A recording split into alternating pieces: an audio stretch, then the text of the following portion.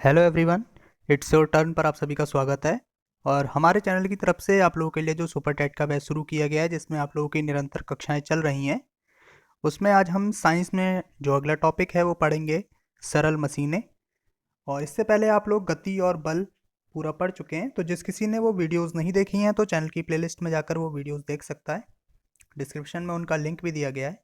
तो हम शुरू करते हैं सरल मशीनें आज। सरल मशीनें के बारे में जानने से पहले ये जानना जरूरी है कि जो बल आघूर्ण होता है वो क्या होता है, क्योंकि जो सरल मशीनें हैं वो सभी बल आघूर्ण के सिद्धांत पर ही कार्य करती हैं।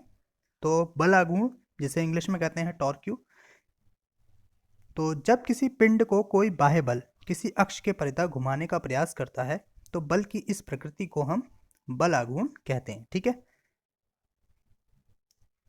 देखिए जैसे यहाँ नीचे दिया है कि किसी अक्ष के परितः एक बल का बल आघूर्ण उस बल के परिमाण एवं अक्ष के बल की क्रिया रेखा की लंबवत दूरी के गुणनफल के बराबर होता है। तो देखिए, अगर आपको बल आघूर्ण जो है, देखिए कोई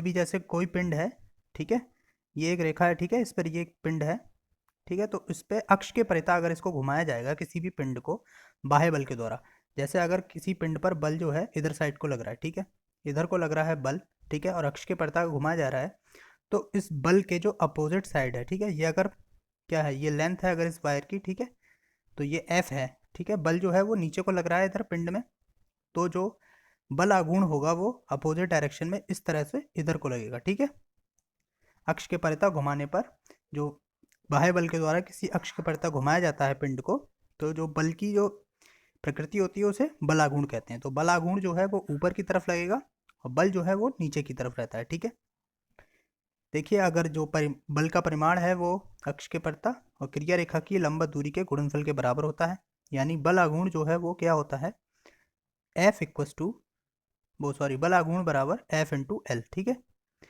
और इसे हम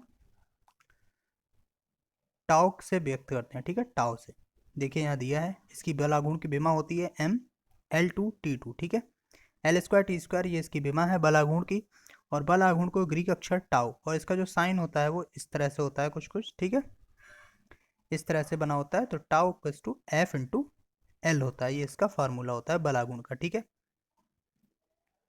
इसका जो मात्रक है वो क्या होगा, जो बल का मात्रक होता है वो होता है न्यूटन, और लंबाई का मात्रक होता है मीटर, तो न्यूटन इंटू मीटर इसका क्या हो जाएगा, मात्रक हो जाएगा। ठीक है, बल आघूर्ण का सूत्र होता है बल गुणा बल और अक्ष की दूरी। ठीक है, देखिए अब हम पढ़ेंगे सरल मशीनों के बारे में। तो जो सरल मशीनें हैं वो सभी क्या हैं, बल आघूर्ण के सिद्धांत पर कार्य करने वाली ऐसी युक्ति हैं जिसकी सहायता से सुविधाजनक बिंदु पर बल लगाकर किसी वस्तु पर कार्य किया जाता है। ठीक है, सरल मशीनें मतलब वे मशीनें जिनकी सहायता से कार्य होते हैं, ठीक है, और किसी बिंदु पर बल लगाया जाता है। ठीक है, अब उन बिंदुओं के बारे में पढ़ेंगे और जो सरल मशीनें हैं उनके बारे में पढ़ेंगे हम। तो सरल मशीनें जो हैं वो 5 प्रकार की होती हैं। पहली होती है उत्तोलक, घिरनी, स्क्रू गेज, ठीक है, जिसे हम पेंच कहते हैं, आनत, तल और पहिया और धुरी। ठीक है, ये आपकी 5 प्रकार की सरल मशीनें हैं। हम एक एक के बारे में डिटेल में पढ़ेंगे। तो पहला आता है हमारा उत्तोलक, लीवर जिसे कहते हैं। ठीक है, उत्तोलक जो है वो सरल मशीन का उदाहरण है। ठीक है, यह ऐसी सीधी व टेढ़ी छड़ होती है जो किसी भी निश्चित बिंदु के प्रति स्वतंत्रता पूर्वक घूर्णन के लिए स्वतंत्र होती है। ठीक है, देखिए जैसे उदाहरण में आपके चिमटा, सरौता, ये सब चीज़ें होती हैं। ठीक है, ये सब उत्तोलक होते हैं। अब उत्तोलक में 3 चीज़ें होती हैं, ये आपको ध्यान रखना है। एक होता है आलंब, ठीक है, एक होता है आयास और एक होता है भार। तो आलंब क्या होता है, देखिए आलंब जो होता है वह बिंदु जिसके चारों ओर उत्तोलक की छड़ स्वतंत्रता पूर्वक घूर्णन कर सकती है। ठीक है, चारों कोई भी उत्तोलक होगा, ठीक है, तो उसके चारों ओर, तो जिस बिंदु पर चारों ओर घूर्णन करेगी छड़, वो क्या कहलाएगा, उसका आलंब कहलाएगा। ठीक है, और उत्तोलक का उपयोग करने के लिए जो बल लगाया जाएगा वो आयास कहलाएगा, जिसे इंग्लिश में एफर्ट कहते हैं। ठीक है, और उत्तोलक द्वारा जिस वस्तु को उठाया जाएगा वह क्या कहलाएगा, भार, यानी कि लोड कहलाएगा। ठीक है, उठाने से मतलब है कि उत्तोलक के द्वारा जो कार्य किया जाएगा उसे भार कहेंगे। ठीक है, अब देखते हैं उत्तोलक जो है वो आपके 3 प्रकार के होते हैं। पहला है प्रथम श्रेणी उत्तोलक। ठीक है, अभी आपने ऊपर जान लिया उत्तोलक क्या होता है, और उसमें आलम्ब, आयास और भार होते हैं। अब उत्तोलक जो है वो 3 प्रकार के हैं, प्रथम श्रेणी उत्तोलक, द्वितीय श्रेणी उत्तोलक और तृतीय श्रेणी उत्तोलक। अब प्रथम श्रेणी उत्तोलक जो है उसमें क्या होता है, आलंब जो होता है भार और आयास के बीच में होता है, ठीक है। आलंब जो है वो भार और आयास के बीच में होता है, ये आपको ध्यान रखना है। प्रथम श्रेणी उत्तोलक में आलंब जो है वो भार और आयास के बीच में होता है। आलंब आप लोग जानते हैं, ठीक है। वह बिंदु जिस पर छड़ स्वतंत्रता पूर्वक घूम सके, ठीक है, वो कहलाता है आपका आलंब, ठीक है। और जो आयास होता है वो क्या कहलाता है, जो बल लगाया जा रहा है वो होता है आयास, ठीक है। और जो भार है वो क्या होता है, जो कार्य होता है वो, ठीक है। देखिए मान लीजिए जैसे कोई छड़ है वो इस पर रुकी हुई है, ठीक है, इस तरह से रुकी हुई है छड़ इस पर, इस त्रिभुज पर अगर कोई छड़ रुकी है, ठीक है, तो ये जो जिस पर ये छड़ रुकी है ये कहलाएगा आपका आलंब, ठीक है। जो इस पे बल यहाँ से लगाया जाएगा वो होगा आयास, ठीक है। और जो भार यहाँ पर इसने उठाया होगा वो कहलाएगा इसका भार, यानी कि कार्य, ठीक है। ये भार, ये आयास और ये आपका आलंब कहलाएगा, ठीक है। तो प्रथम श्रेणी उत्तोलक में क्या होता है, आलंब जो होता है वो बीच में होता है, बाकी भार और आयास दोनों साइड में होते हैं, ठीक है। देखिए जैसे कैंची है इसका उदाहरण, ठीक है, सिंडासी है, ठीक है, सीसो है, झूला है, हैंडपंप है, ये क्या है, प्रथम श्रेणी उत्तोलक के उदाहरण है। ये पूछा जाता है आपको, एग्जाम ये दिए होंगे, ये कौन सा श्रेणी का उत्तोलक है ये पूछा जाएगा आपसे, ठीक है। द्वितीय श्रेणी उत्तोलक में क्या होता है, जो भार होता है वो आयास और आलंब के बीच में आ जाता है, ठीक है। अभी क्या था आपका, प्रथम श्रेणी में आपका जो आलंब होता है वो बीच में आ जाता है, ठीक है।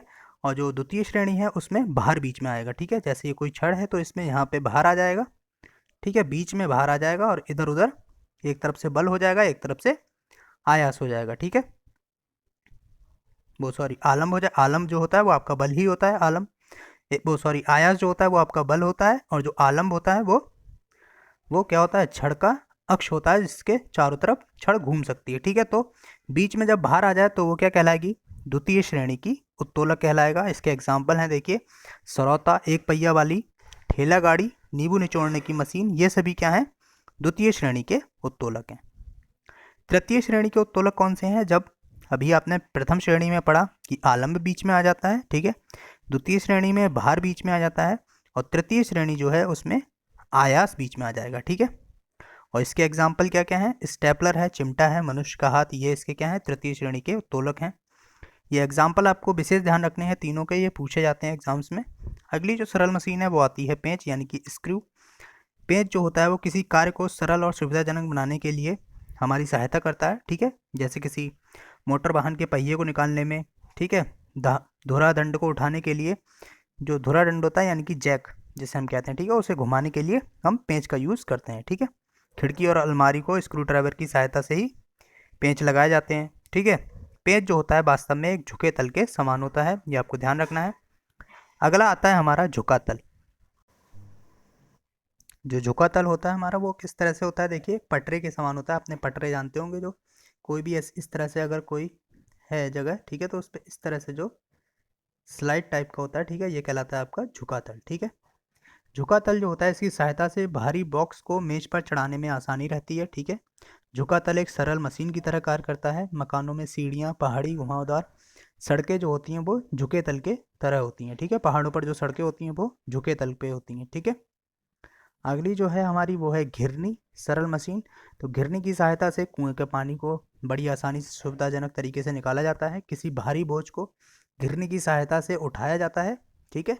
चल घिरनी के संयोजन से कम बल लगाकर भारी बोझ को उठाना सरल और सुविधाजनक होता है। घिरनी एक सरल मशीन है, आप सभी ने जाना अभी, ठीक है। ये चल और अचल दोनों तरह की व्यवस्थित हो सकती है। और जो लास्ट सरल मशीन है वह है हमारी पहिया यानी कि धुरी, ठीक है। जो भी आपके रेलगाड़ी है, ठीक है, मोटरसाइकिल वगैरह, इन सब में जो पहिया लगता है वो क्या है, एक सरल मशीन ही है, ठीक है। देखिए रेलवे स्टेशनों पर कुलियों द्वारा प्रयोग की जाने वाली ट्रॉली में पहिया और धुरी लगी होती है, ठीक है। ट्रॉली की सहायता से ही कुली बड़ी आसानी से सुविधाजनक तरीके से भारी बोझ को एक स्थान से दूसरे स्थान ले जाते हैं, ठीक है। नट बोल्ट, स्ट्रेचर ट्रॉली, ये सभी क्या है, पहिया धुरी के सिद्धांत पर ही कार्य करते हैं, ठीक है। नट बोल्ट जो होते हैं वो इस तरह से क्लॉक वाइज डायरेक्शन में ही कसे जाते हैं और एंटी क्लॉक वाइज डायरेक्शन में खोले जाते हैं, ठीक है। तो आई होप आपको ये सरल मशीनें जो टॉपिक है ये आपको समझ में आया होगा। अगर आपको वीडियो अच्छी लगी है तो आप वीडियो को लाइक करें, और आपने अगर अभी तक चैनल को सब्सक्राइब नहीं किया है तो चैनल को सब्सक्राइब करें, साथ ही बेल आइकन को प्रेस करें जिससे आपको नोटिफिकेशन मिल जाए जैसे हमारे चैनल की तरफ से वीडियो आएगा, ठीक है। और यदि आपको इसकी PDF चाहिए तो आप हमारे टेलीग्राम चैनल से जुड़ सकते हैं जिसका लिंक आपको डिस्क्रिप्शन में दिया गया है। बाकी वीडियो को लाइक करें, चैनल को सब्सक्राइब करें। Thank you.